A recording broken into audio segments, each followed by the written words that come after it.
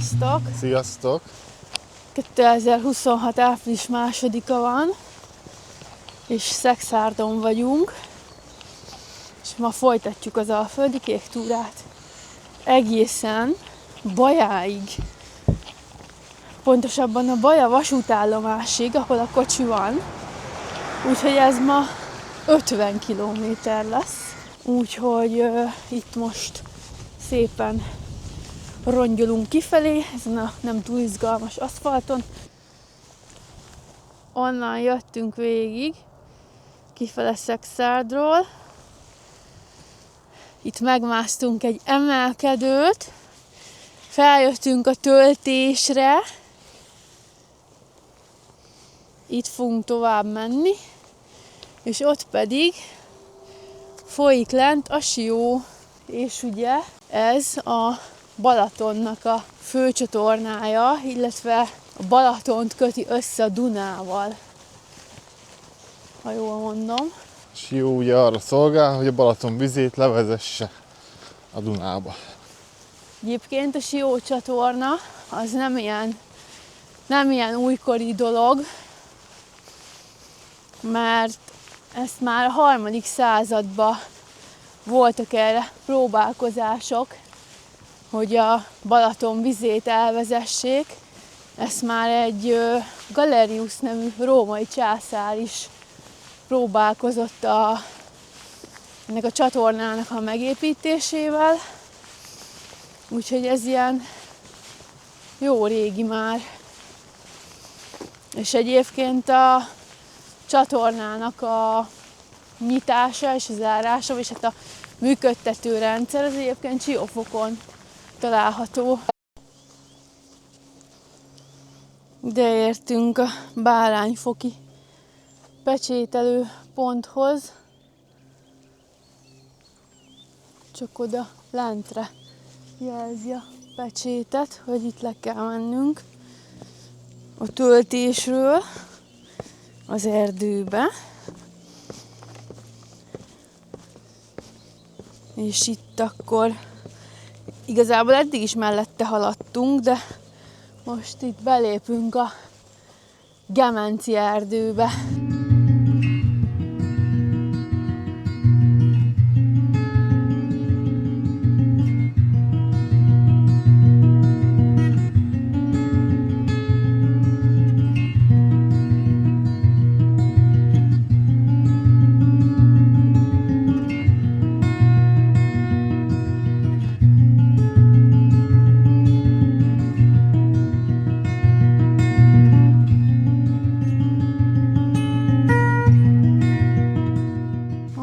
Kék túraigazolóhely. Itt van a pecsét, tábla, és pecsételés következik a szokásos módon. Követ hova tervezted? Hát még nem tudom. Hagyjam itt. Nekem mindegy, csak kérdeztem. A mai túra követ.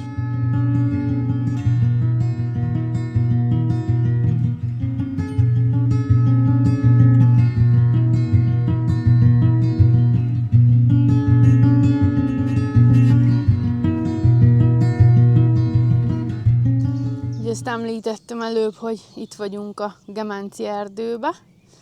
Ez nem csak Magyarország, hanem Európa legnagyobb összefüggő ártéri erdeje. Ugye ez a Duna mentén helyezkedik el, Szexárd és Baja között, és egyébként a Duna-Dráva Nemzeti Park része, és ez az egyik legszebb része. Nagyon sok helyen az erdő az leköveti ugye a Dunának az árterét, és ebből következik is, hogy néha ezt a részt, a Gemenci erdei részt leszokták zárni az árvíz idején. Úgyhogy ha ide készültök erre a részre, akkor mindenképpen járjatok utána, hogy van-e bármilyen korlátozás, és ugye ez nem csak az árvízi időszakra vonatkozik, hanem amikor szarvasbőgés is van, akkor is szoktak lenni bizonyos korlátozások, hogy nem tudom, délután 4-től reggel 8-ig, vagy valameddig nem lehet az erdőbe tartózkodni. Ugye az állatvilág védelmének érdekébe, meg ugye vadászatkor nem annyira ildomos benn lenni az erdőben, nehogy valami száraztorkú vadász ugye lelőjön. Na, meg vagyunk? Igen, elrendeztem a Jó, holmirat. akkor most nem fogsz örülni, de adod a követ, itt hagyom. Abból a megfontolásból, hogy még hátra van 40 kilométer, és tudom, hogy kb. 5 deka ez a kő, de akkor se akarom cipelni tovább. Parancsolj. Köszi. És a mai túrakő, bár lehet, hogy ezt tovább kéne vinni, hogyha nagyon megéhezünk, akkor ráfanyalodunk, mert hogy egy sajtot hoztam mára, egy sajtkövet, amit itt fogunk hagyni a pecsételős dobozkába, ahogy eddig is hagytuk. Ugye említettem itt az előbb, hogy milyen nagy a szarvas populáció. Itt él az ország egyik leghíresebb szarvasállománya. A gemenci bika trófája világszerte elismert. Szeptemberben a szarvasbőgés az erdő leglátványosabb eseménye. A Duna-Dráva Nemzeti Parknak a területén vagyunk, mint ahogy már korábban említettem. Ezt 1996-ban alapították, és több mint 49 000 hektáron terül el. Ez sem egy egybefüggő nemzeti park, hanem ez is ilyen kisebb területekből tevődik össze. A nemzeti parkhoz tartozik a Gemenci erdő, a Béda-Karapancsa, ami a Duna alsó szakaszának ártéri világa, és itt a rétisesok és a vidráknak a megfigyelő pontjai vannak. Aztán van a Dráva menti szakasz, és ugye a Dráva az Európa egyik legtisztább és legtermészetesebb folyója.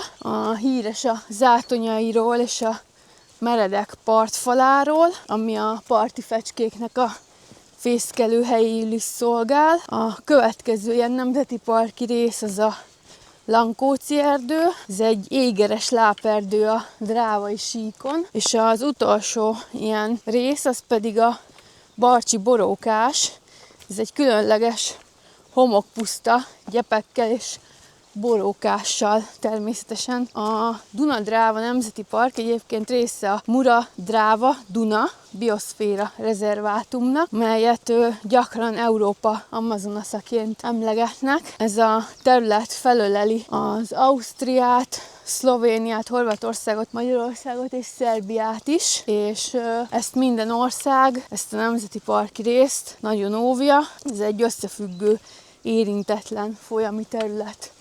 És itt is látszik, hogy csomó fa be van dőlve, és ugye vannak bizonyos részek, ahol ezeket el szokták így takarítani az útból, vagy arrébb teszik ilyesmi, de az ilyen nemzeti parkoknál, mint ez is, nem szoktak ezzel csinálni semmit. Meghagyják a természetes élőhelynek, ugye általában, ha ilyen kidőlt, elpusztult fák vannak, mint ami itt is, ezek kisebb rovaroknak, vagy mi az? Sünöknek, igen, azoknak is az élőhelyéül szolgálnak. De vannak olyan madarak is, amik ilyen bolódba fészkelnek. Igen, jaj, jó, hogy mondtad a madarakat.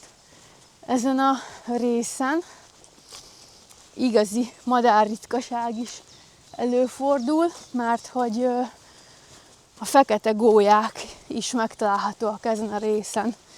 De nagyon nehéz őket észrevenni, vagy hát egyáltalán megtalálni, mert ugye ők nincsenek hozzászokva az emberi jelenléthez, a fehér gólyákkal ellentétben. Ugye azok általában falvakba szoktak fészket rakni, ilyen villanyoszloptetőkön, vagy ilyesmi. Na hát a fekete gólya ezzel teljesen ellentétes, és amennyire csak tud elrejtőzik.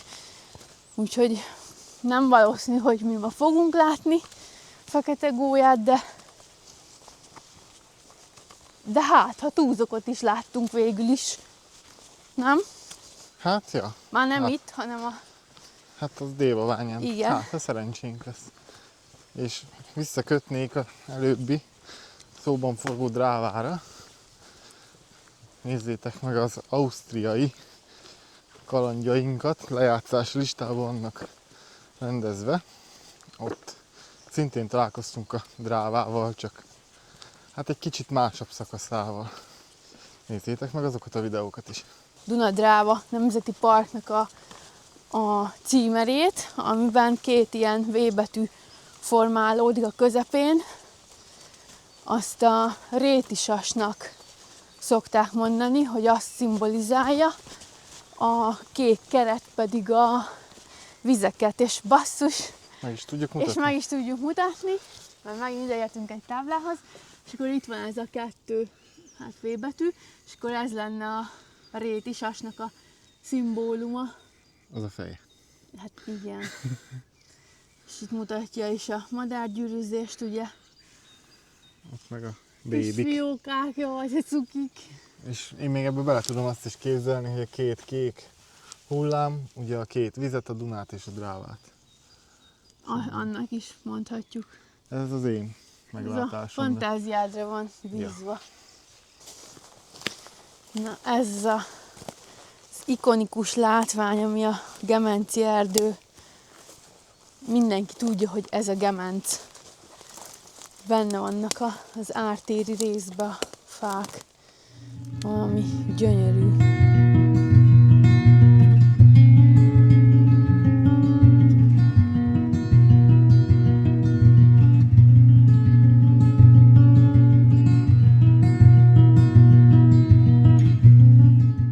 Akkor itt szennyvíz beengedés történik a Sió csatornába. Kurva büdös van. Azt azért hozzá kell, hogy tegyem.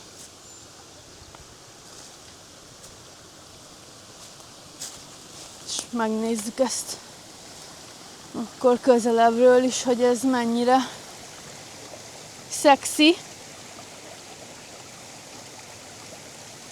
Kicsit kezdtem éhes lenni, de most már nem vagyok az. Magyarország jobban teljesít. Köszönjük ezt is.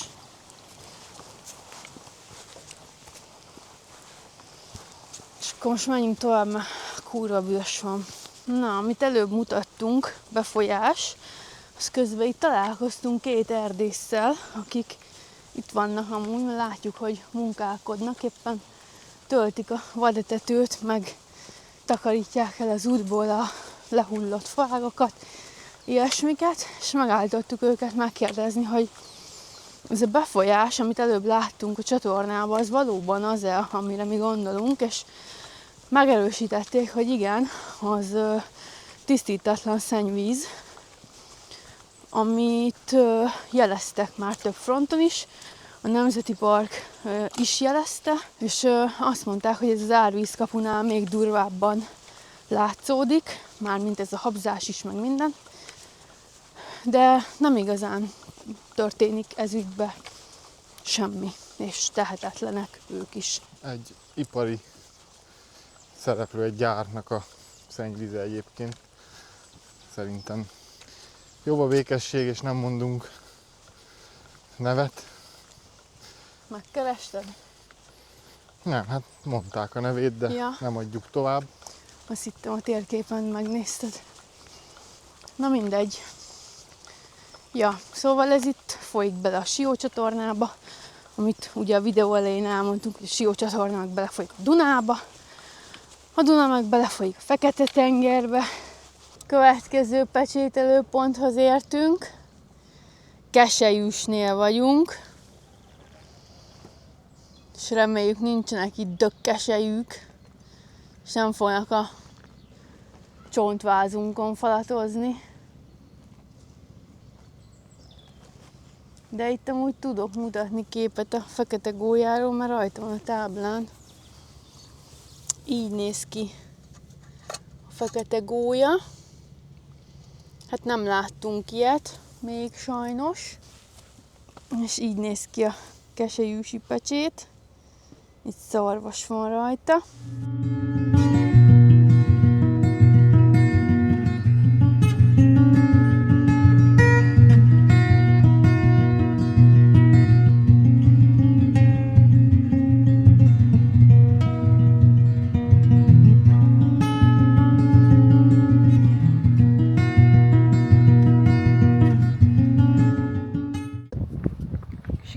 Ide érni a Lankóci Gátörházhoz.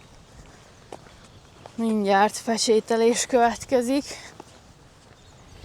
Én már a Rocsinál is rottyabban vagyok. Én is érzem a lábacskáimat.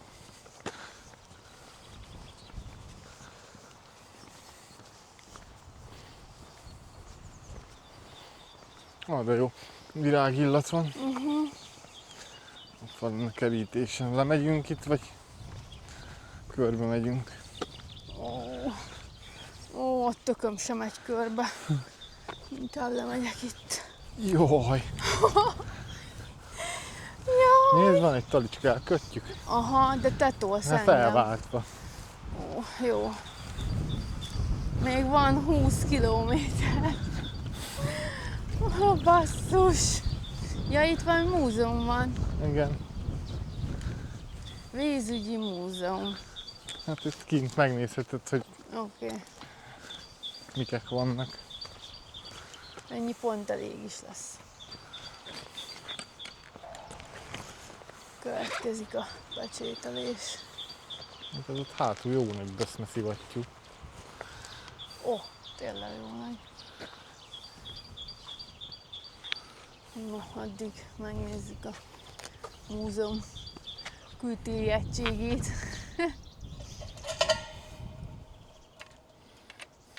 Ott a böszmeszivattyú. Jaj, méhecskék már dolgoznak. Hallod? Hát remélem otthon is. Reméljük. Meg hogy Ha van már még egyszer nem fagyott el a barack idén végre.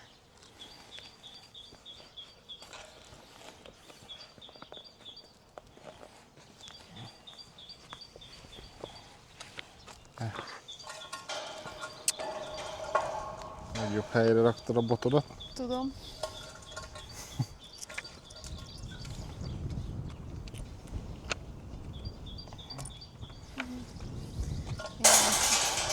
Aj. Hát, mert olyan nagy segítséget nyújtasz. Hát mert én... Na. Hát én önmagamban vagyok a segítség. Már csak 2 pecsét lesz. Körbe és bajai átkelés. Juhú. Ide értünk Lassihoz. Itt kisvasúti megállóhely van. És szerintünk ez nyáron üzemel, mert van kint menetrend, meg a sinek sincsenek olyan túl gatya állapotban. És itt van egy érdekesség. A Duna legnagyobb árhullámai a Bajai vízmércén. Az áradó víz 700 cm-es vízállásnál helyenként már eléri a Gemenci-Erdélyi vasút pályáját. És akkor oda vannak írva az évszámok, meg hogy hány centi volt a vízállás.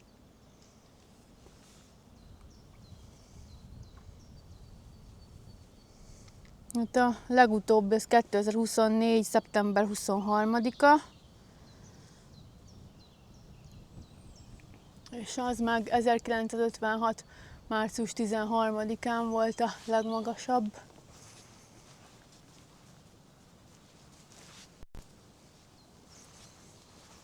Itt van amúgy ilyen gyerekeknek játszótér, meg van itt ilyen pihenő. Itt ez jó sátorhely. Pörpölyön vagyunk. Végre. Egy gyors szenvedős pecsételés következik. Asszisztálok, hogy hasznos legyek. Várjál. És akkor most közben meginterjúztatlak. Egy 1-től 10-es skálán mekkora fájdalomszinted? 10 a négyzetem. Nem csinálom szép lenyomatot. Pörböly. És ez milyen? Fekete gólya akar lenni, gondolom. Ja, igen? Ja, tényleg. És már csak a bajai átkelés van.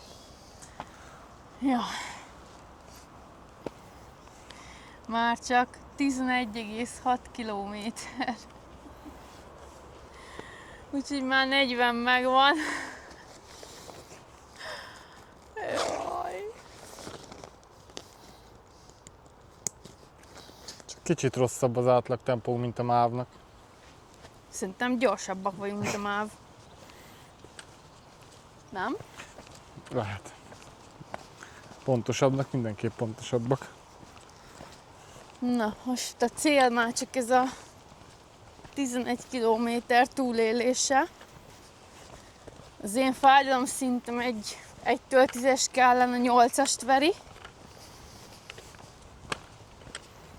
De csak azért nem vagyok ennél szarabbul, mert nem esik az eső. Csordogálunk a Vén Duna mellett, már nagyon húzzuk a belünket. Dunafürdői pecsét, ami ugye a bajai átkelésnek a nyugati pecsételési lehetősége. Még kb. 1,5 kilométer. Összesen a kocsiig meg elméletileg van még 5 és felünk. Jelenleg ez a helyzet. Már nagyon szenvedünk, fáj már minden, de megyünk még előre. Muszáj eljutni a kocsiig. Szeretném levágni a lábaimat egy vajazókéssel, és aztán megcsapkodni saját magamat vele, hogy már megint miért voltam ekkora idióta, hogy ezt kitaláltam. Most már azt is tudjátok, ki a szenvedéseink okozója. Ennyi ötlete volt, hogy megbírjuk mi ezt egybe is. Hát most már meg kell, hogy bírjuk. Jó, hát már csak a 10 van, úgyhogy ezt már fél lábbal is ki kell, hogy bírjuk. Hamarosan beérünk Dunafürdőre, de pecséttől jelentkezünk, hogy mi a helyzet, élünk-e még. Egy kis technikai infó közben, amikor már így ki vagyunk, mint a libák, akkor úgy szoktunk menni, hogy én beállok előre valami értelmezhető tempóba, húzom magam után Henit, de őt ilyenkor már jobb hagyni szenvedéseivel magára, mert ilyenkor már az is idegesít, ha valaki lélegzik mellette. Próbálok ilyenkor már nem a fájdalomra fókuszálni, csak hát nem egyszerű.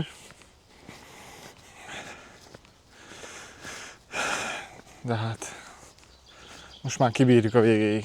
Gondoltad volna, hogy életedben valamikor ennyit küzdesz, hogy eljuthass az Alföldre? Nem, de mindjárt torkonszúzom saját magam. Ide értünk a mai napi utolsó pecsételőponthoz, a bajai átkeléshez. És a bajai átkelés itt van? Neked, mert én már nem tudom felemelni a lábamat a szalagkorlátig, úgyhogy én itt innen...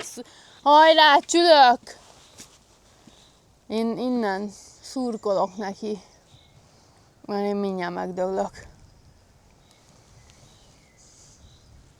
Hát a pecsételést nem is fogjuk látni, mert ott az objektumon belül történik. Ezen a felén van. Ó, hogy jó, megyek. Szépen, lassan, megfontoltan megyek.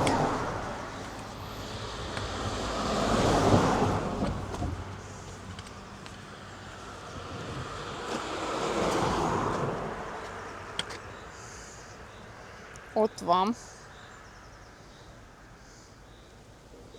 Ott pecsétel. Bajai átkelés. Szóval ezzel hivatalosan is beértünk Bajára. Végre. Hogy élted meg a mai napot, csülköm? Fantasztikus volt. Nagyon hosszú egyébként. Meg véleményem szerint a kék túra ismét olyan igazi kék túrás volt. Tehát én úgy gondolom, hogy Emenci erdőnek biztos lettek volna ennél 100-szor érdekesebb részei. De nem. Nekünk ilyen tök snasz, semmilyen erdőbe kellett baktatnunk 20 kilométeren keresztül. Egyébként az eleje jó volt. Az szép is volt, meg tetszett és különleges is volt. De szerintem utána uncsi lett és monoton. Tök érdekes, én máshogy látom. Igen? Aha. Mivel nem voltam én még máshol a Gemenci erdőben, csak itt, Jó, hát én se. nekem ez nagyon tetszett, de szerintem azért, mert hogy már ugye voltunk a 6. szakaszon, a totális semmi közepén, ahol abszolút ide nincsen semmi, és jó volt, hogy volt körülöttünk erdő. Jó, hát ez a 10 kilométer aszfaltos töltés, ez nem annyira esett jól, de mondhatjuk, hogy még az is változatos volt viszonylag. Úgyhogy nekem ez a szakasz amúgy nagyon tetszett. Voltak kis bocik, ennek külön nagyon örültem. És ja, ez mentális próba, legalábbis nekem mindenképp, úgyhogy ma megint erősödtem ebbe, azt tuti. És érünk a Jaj, de jó, hogy mozog a híd. Bajai hídra, ami Türr Istvánról van elnevezve. És ez a híd választja el a Dunántúlt az Alföldtől. Aztán van egy különlegesség ennek a hídnak, hogy sokáig ez volt az ország egyetlen olyan hídja, ahol a vasúti sinek és a közúti sávok egy szinten közlekedtek egymás mellett, vagy hát futottak egymás mellett. Ez ma már elválasztva halad, ott látjátok bent, ott van bent a vasúti sín, már hogy ugye itt megy be a vonat is a városba, valamint a Türr István amúgy egy zseni volt, ha úgy tetszik, akkor ilyen vízügyi zseni, mert hogy a Korintoszi csatorna meg a Panama csatornának a tervezésében is részt vett. Úgyhogy egy újabb magyar, akire büszkék lehetünk, csak letépi a szél a sapkámat. Fog már meg, mondom, úgyhogy szerintem azt leveszem. De nem. Nekem tart. Mint a taft. Aha, vagy akkor ezt fog meg. Jó. Ja, és akkor itt felértünk a hídra, és itt van a Duna.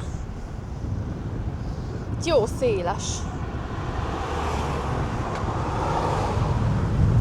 Szél az van rendesen, úgyhogy szerintem a mai napot itt lezárjuk. Még mennyi van még? 3,5. Úristen! Még 3,5 kilométert valahogy elvonszoljuk a testünket a kocsihoz.